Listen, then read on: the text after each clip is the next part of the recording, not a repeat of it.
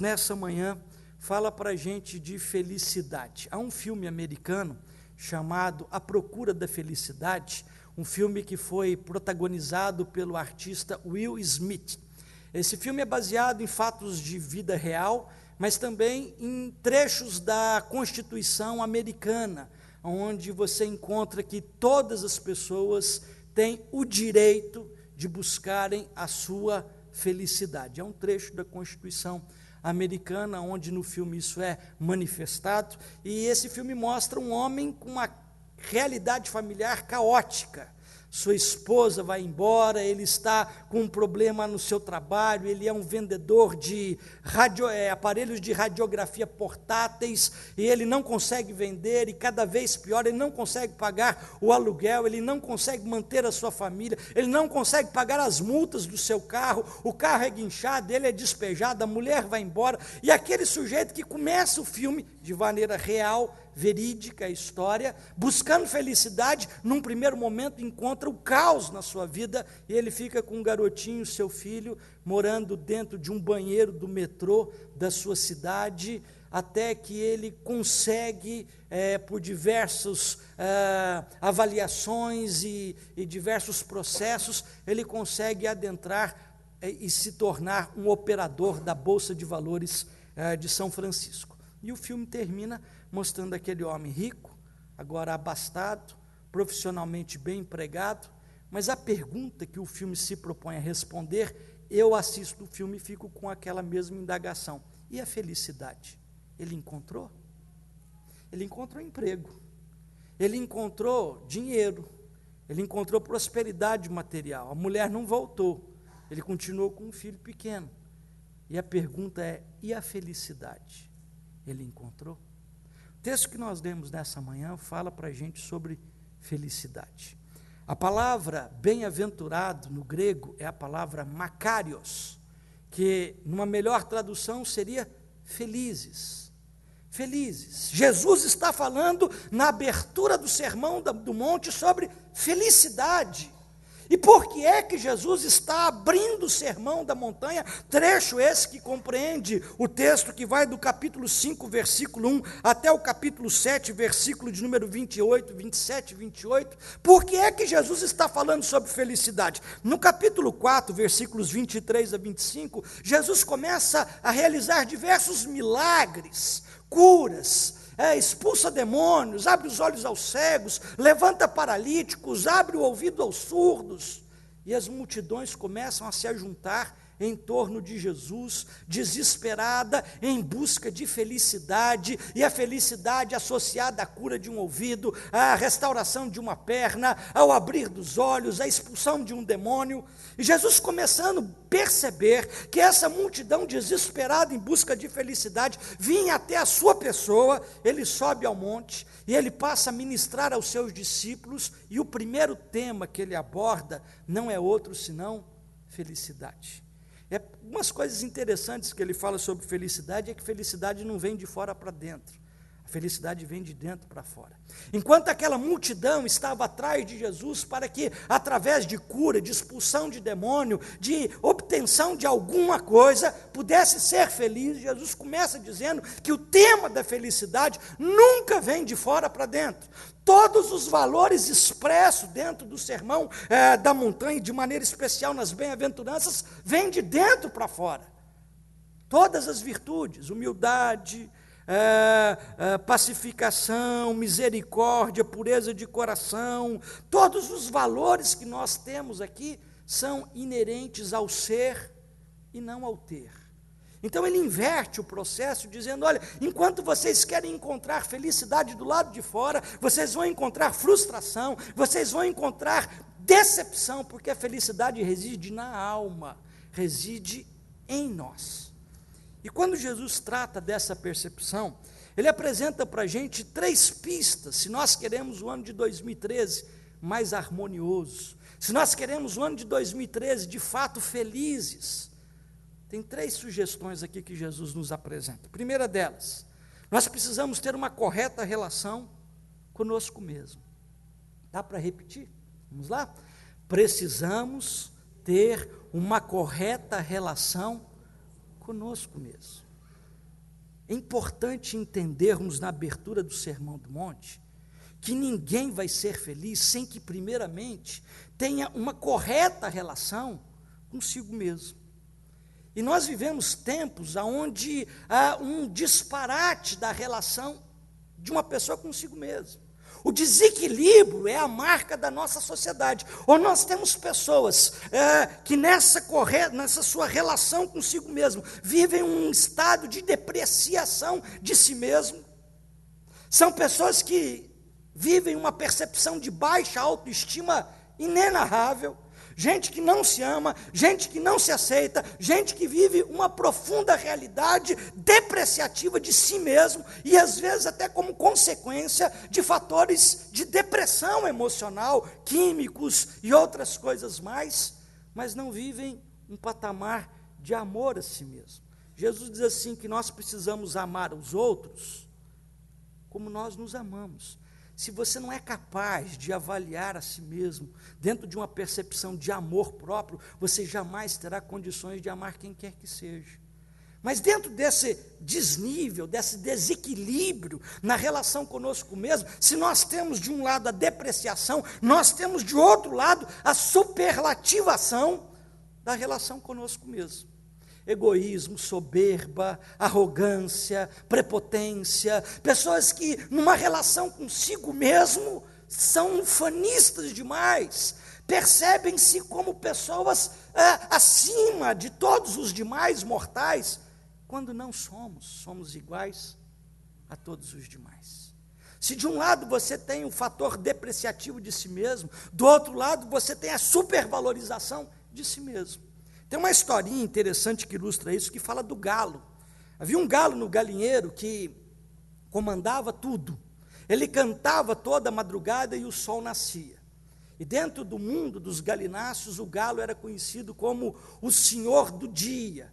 E olha, aquilo era fantástico, porque o galo cantava, o sol nascia, as galinhas botavam ovo, e do ovo vinha a nova descendência, vinha a nova geração, e vinha a perpetuação da raça. Então tudo estava atrelado ao galo, e o galo era o pavão do galinheiro. Apesar de ser galo, ele vivia um complexo de pavão, cheio de pompa, de si, de arrogância. Ele sabia que ele era o cara. Daqui a pouco a gente vai falar um pouco sobre isso. E aí ele cantava e o sol nascia, as galinhas botavam, a continuidade da raça permanecia. Um dia entrou de madrugada uma raposa no galinheiro e deu um cansaço em todas as galinhas, e no galo, e corre para lá e corre para cá, e o galo quase foi apanhado pela raposa, e por causa desse susto ele ficou afônico. Até os pavões ficaram preocupados, porque o galo afônico, ele não canta, e se ele não canta, o sol não nasce. Se ele não nasce, as galinhas não botam. Se as galinhas não botam, elas não prestam para outra coisa, senão ir para a panela. E se as galinhas vão para a panela, a raça das galinhas estava exterminada. Era o caos cósmico dentro do galinheiro. E o galo não cantava. E a madrugada estava se estendendo, a noite se intensificando, e o galo não cantava.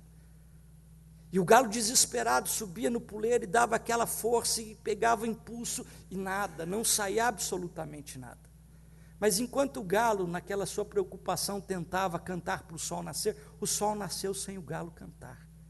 E todo mundo percebeu que o galo não era o motivo preponderante para o sol nascer. O sol nasceria galo cantando ou galo não cantando. Que esse cara não era o galo. Nós viramos o ano com um hit parade que dominou aí todas as rádios, FMs, programas de televisão. Solta pra gente, Igor. Ouça só essa canção. Um cara que pensa em você toda hora e conta os segundos se você demora. Que está todo o tempo querendo te ver, porque já não sabe ficar sem você. E no meio da noite te chama pra dizer que te ama.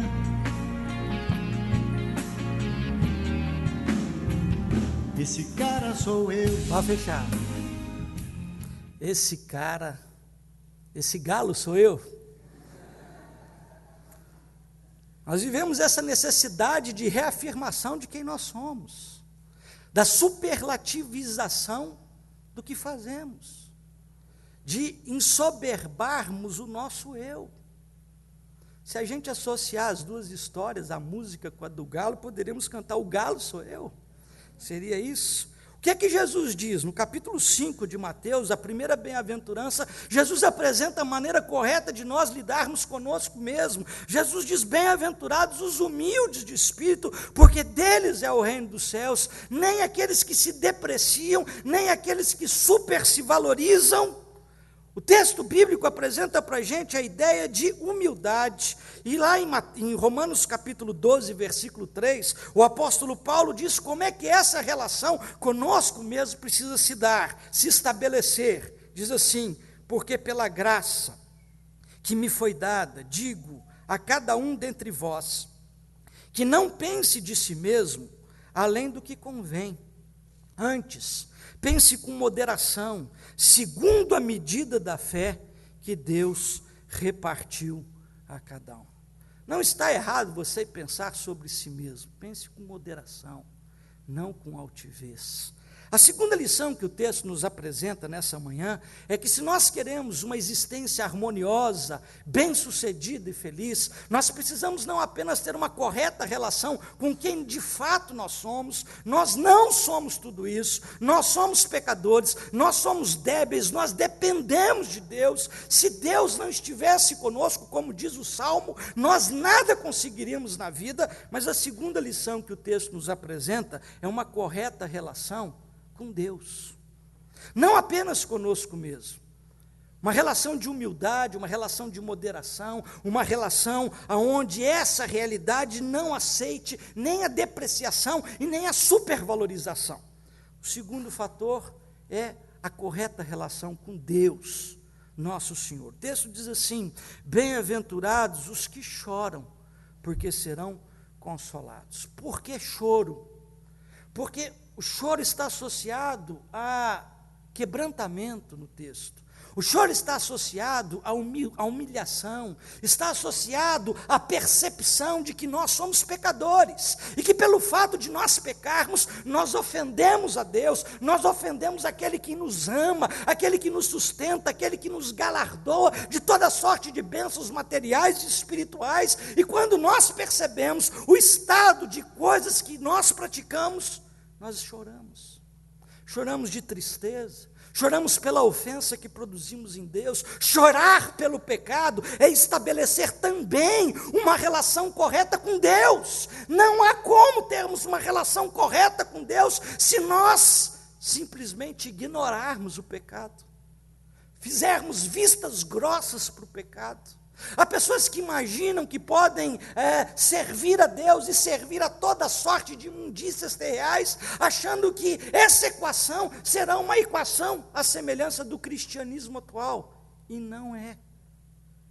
Servir a Deus implica muitas vezes em confrontar o pecado na nossa vida, em chorar pelo pecado, em dar o nome ao pecado que nós cometemos, em reconhecermos a nossa condição de ofensores do Senhor. Mas muito mais do que isso, o texto das bem-aventuranças continua dizendo a respeito dos puros de coração, bem-aventurados os limpos de coração, porque verão a Deus. Se nós muitas vezes não reconhecemos, não percebemos o pecado, não tratamos o pecado como Tozer diz que precisamos tratar, como estudamos na escola dominical o ano passado, nós não teremos um coração limpo.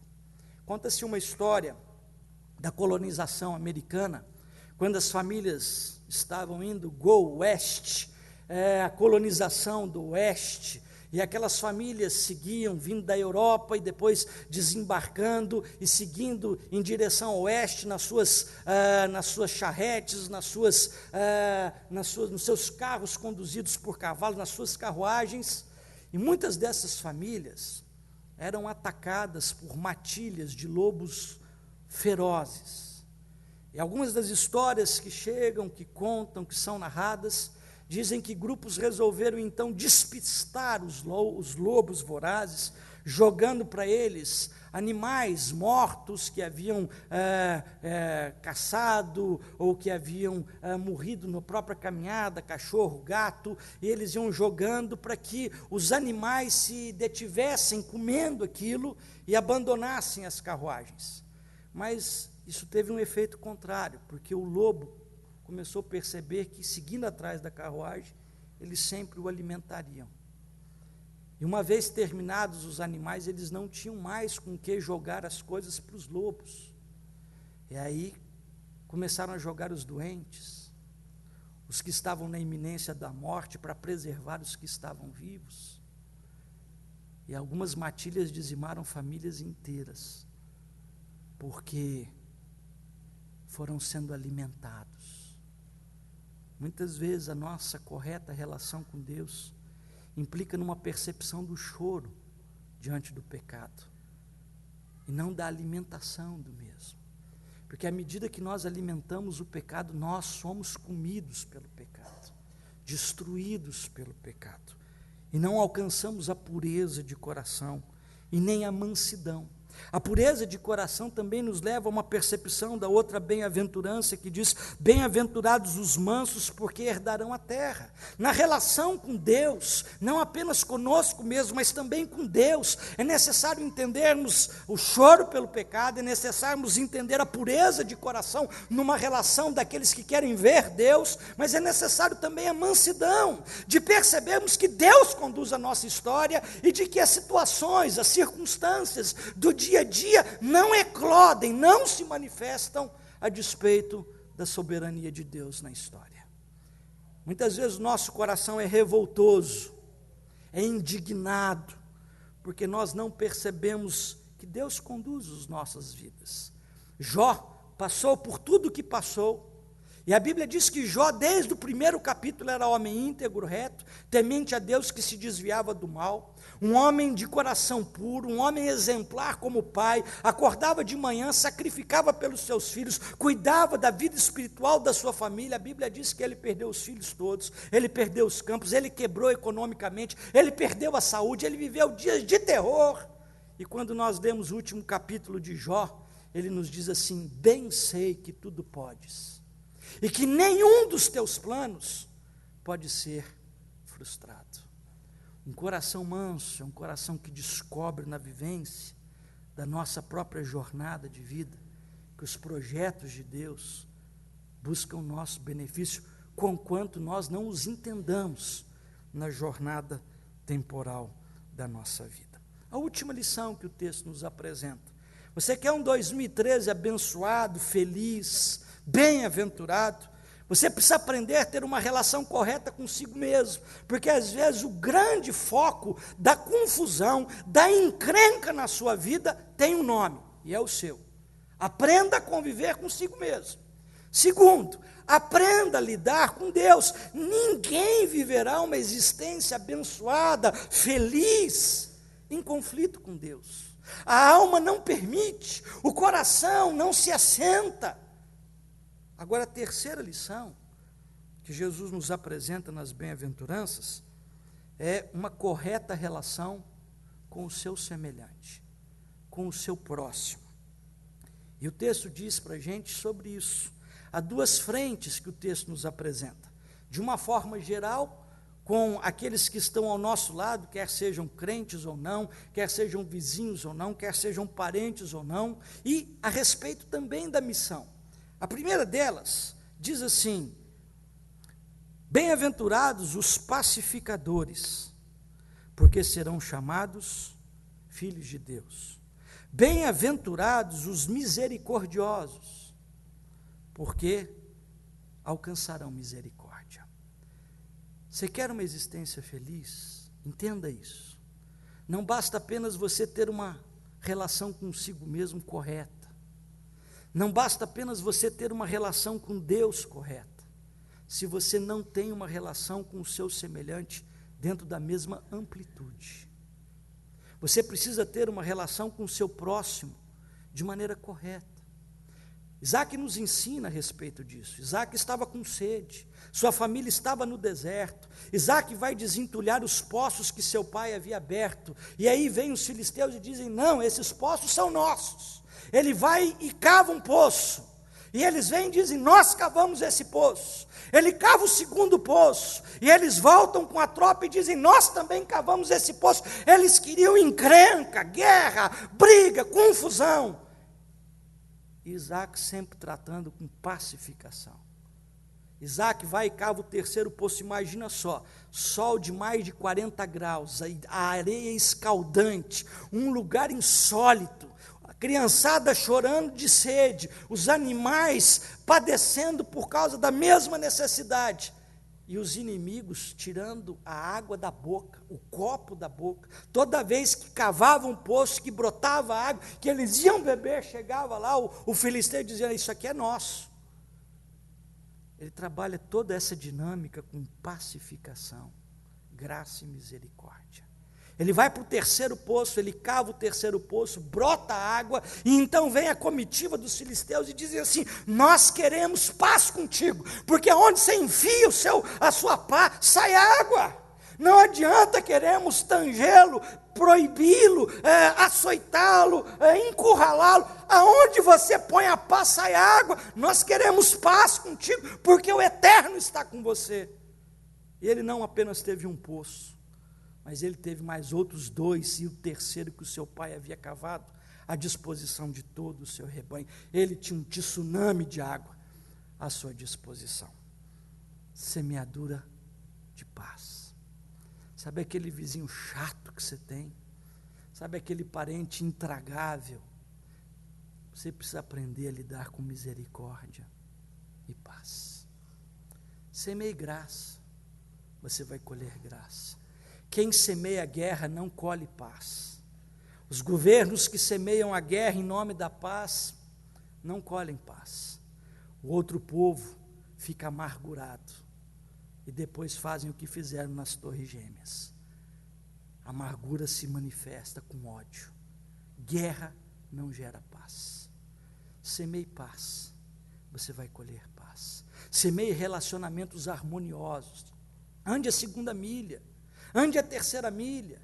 Alguns dizem assim: olha, a gente tem que falar a verdade, doa quem doer. Há maneiras da gente falar a mesma verdade, com graça, com amor, na hora correta, para a pessoa aprender e crescer, e não para odiar você. A maneira correta de nós lidarmos conosco mesmo, a maneira correta de nós lidarmos com Deus, a maneira correta que nós lidamos com o nosso semelhante, passa não apenas por um tratamento de pacificação, e Paulo diz lá em Romanos capítulo 12, naquilo que depender de vós, tenha paz com todos os homens, não é apenas com o irmão da igreja, não é apenas com o seu parente ou familiar, com todos os homens. Mas o texto de Mateus 5 fala para a gente de uma outra dimensão. A relação com o próximo também traz à nossa mente a relação com a missão. Versos 13 a 16, Jesus diz: olha, eles vão perseguir vocês. Nós que somos amados por Deus, que somos igreja de Deus, nós não somos benquistos pela sociedade. Não somos do mundo. Jesus orou isso na oração sacerdotal. Não peço que os tires do mundo, eles não são do mundo. Eu peço que os livres do mal. Nós não somos dentro desse sistema, nós somos contra o sistema reinante, injusto, corrupto, anárquico, que baderna a vida humana. Nós somos a favor do sistema de Deus, e a favor desse sistema nós denunciamos o mundo, e o mundo nos odeia, e passa a nos perseguir. Capítulo 5, Jesus diz: bem-aventurados quando sois perseguidos.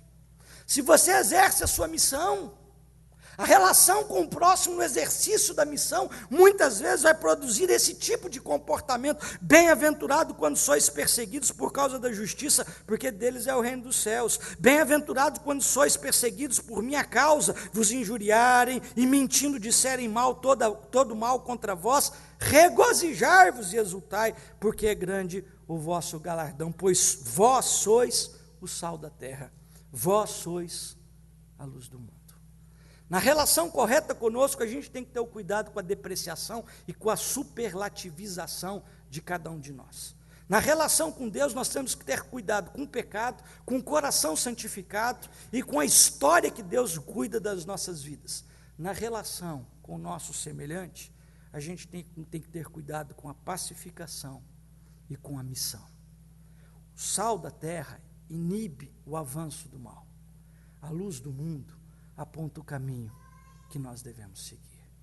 Assim, queridos, fechando a nossa reflexão, nossa primeira reflexão dominical no ano de 2013, nós queremos ser felizes. Felicidade não é utopia. Alguém já cantou dizendo: felicidade foi embora e a saudade no meu peito ainda mora, e é por isso que eu choro. E aí por diante.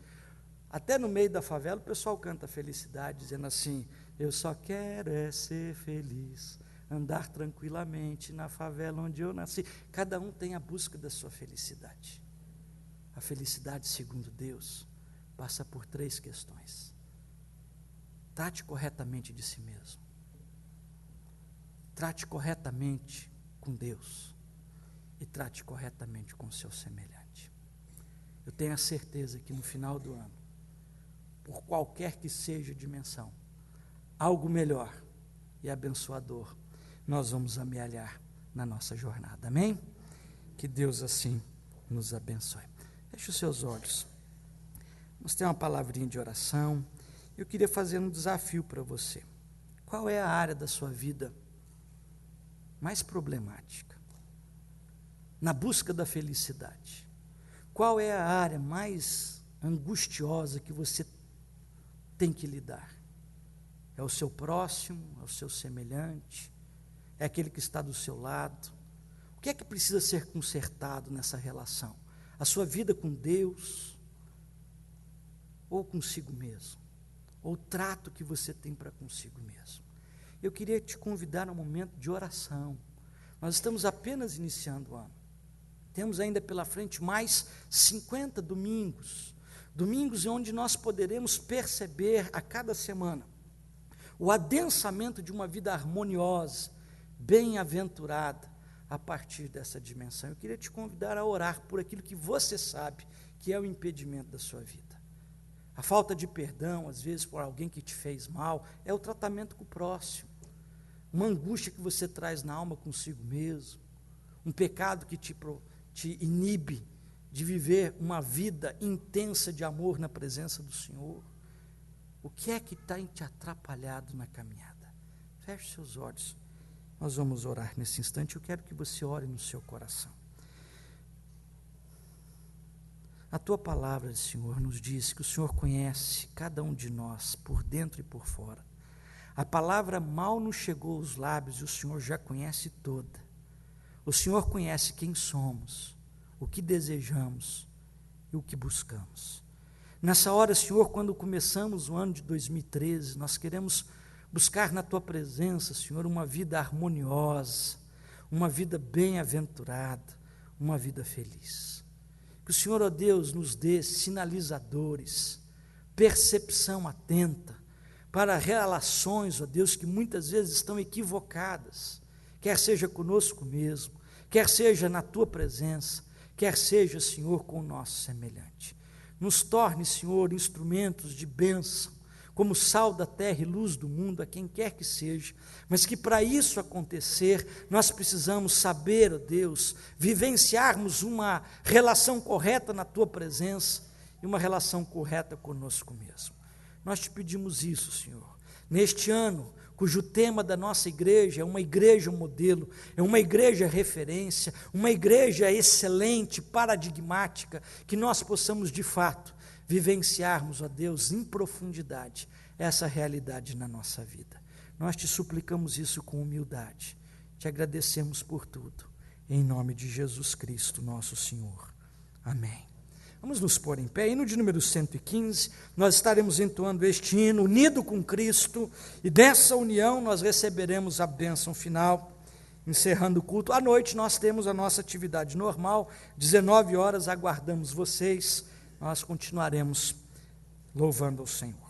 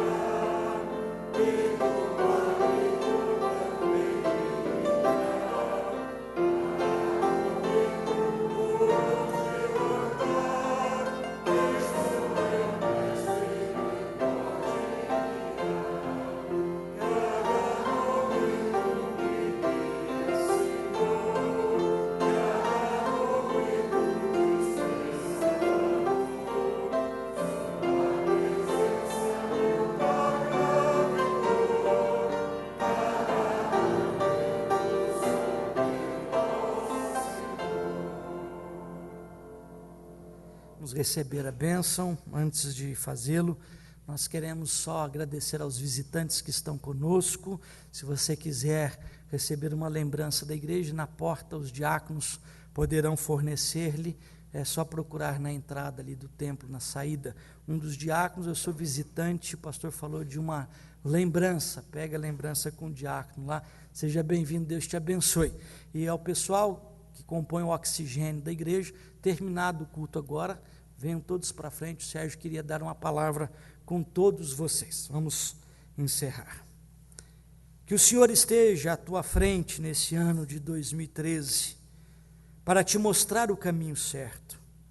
Que o Senhor esteja ao teu lado em todo o tempo, para te abraçar e te proteger quando estiveres triste.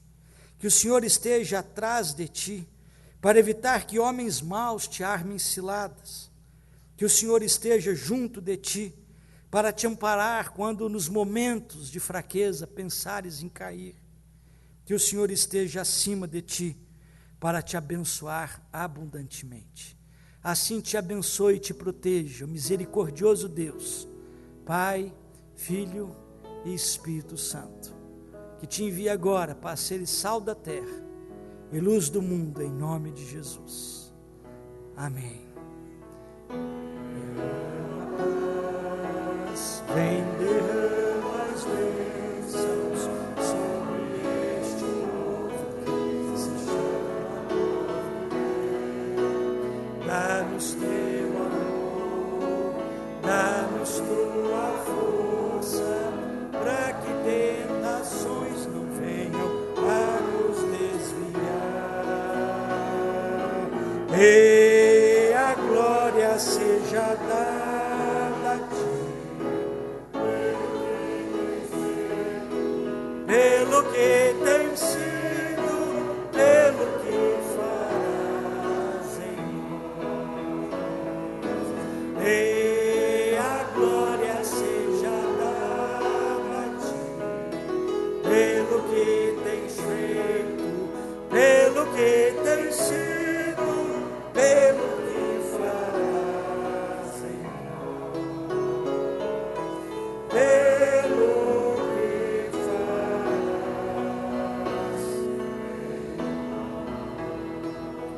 Bom domingo para você, bom 2013. Dê um abraço na pessoa ao seu lado.